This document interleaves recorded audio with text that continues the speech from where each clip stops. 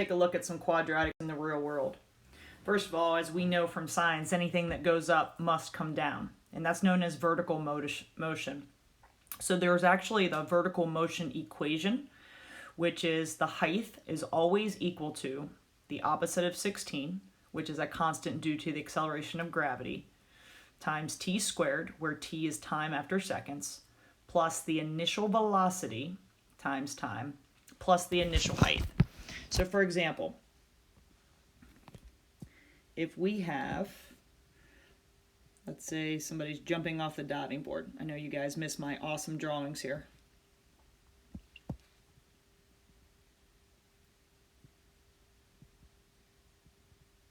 Ready to jump in.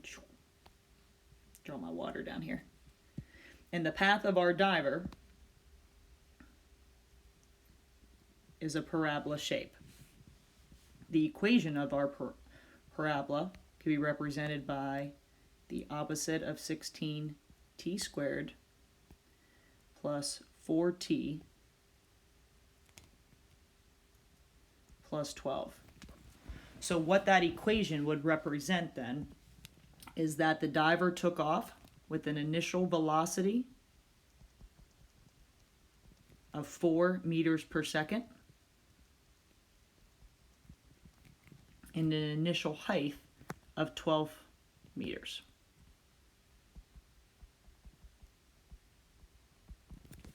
Which would indicate that the diver is 12 meters off of the ground when they start. So just a little bit of background information there. That's one that you might want to record so we have knowledge of it. Now let's put it to work to solve for some other real life scenarios of what goes up must come down. So let's take a look at fireworks. So the function shown represents the height in feet of a firework given t seconds after it's launched. The firework explodes at its highest point. So let's start by breaking down that problem. And it talks about it explodes at its highest point. The highest point of a parabola is known as the same as its vertex. And in this case, the parabola is opening downward, so therefore we are looking for its maximum. Now when we look at our two questions that we need to answer, we have when does the firework explode? So that is asking us about the time, which would be our t seconds. And at what height does it explode? Our highest point, that's our maximum. So if we want to know the time at which it reaches our maximum, folks, we need to find our vertex. So as we take a look at our function given to us, we have the opposite of 16 t squared. That means that's its initial, or its rate of acceleration, plus 128 t. That's its initial velocity.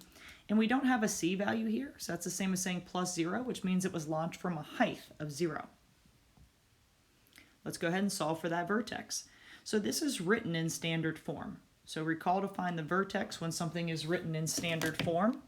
We're going to start by finding our axis of symmetry, which is our opposite of b divided by 2a.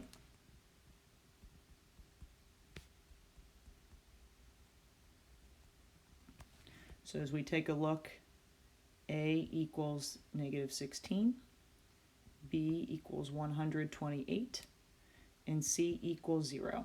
So our axis is going to be equal to the opposite of 128 divided by 2 times negative 16. So that gives us negative 128 divided by negative 32. Folks, when we recall, a negative divided by a negative is a positive, and 128 divided by 32 is going to give us 4. And that represents our time. Now that we know our axis of symmetry, let's use it to find the maximum height by plugging it in for time and now solving for height. So height is equal to the opposite of 16 and then time squared plus 128 times time. So we do our exponents first. So 4 squared is 16 and negative 16 times a positive 16 is going to give us negative 256 plus 128 times 4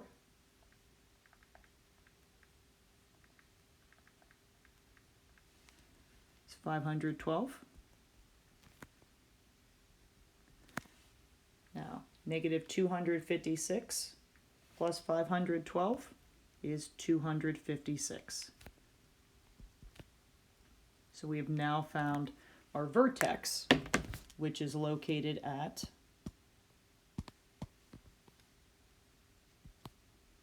4, 256, which means the time at which it explodes is going to be 4 seconds, and its maximum height that it would get to is 256 meters.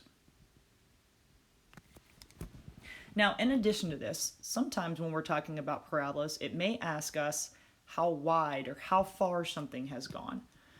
So if we're looking at how far something has gone, we would be looking at its distance it travels in the width of that parabola. Okay, so that answers for us how far. When we're looking for up and down, that's how high. Because you may see some questions that are asking you to look at some of those different things. If we're comparing how far two things are apart, we would be comparing the zeros of that function. And if we're looking at how high, then we're specifically looking at the vertex of that function. All right, work hard on the next couple of questions.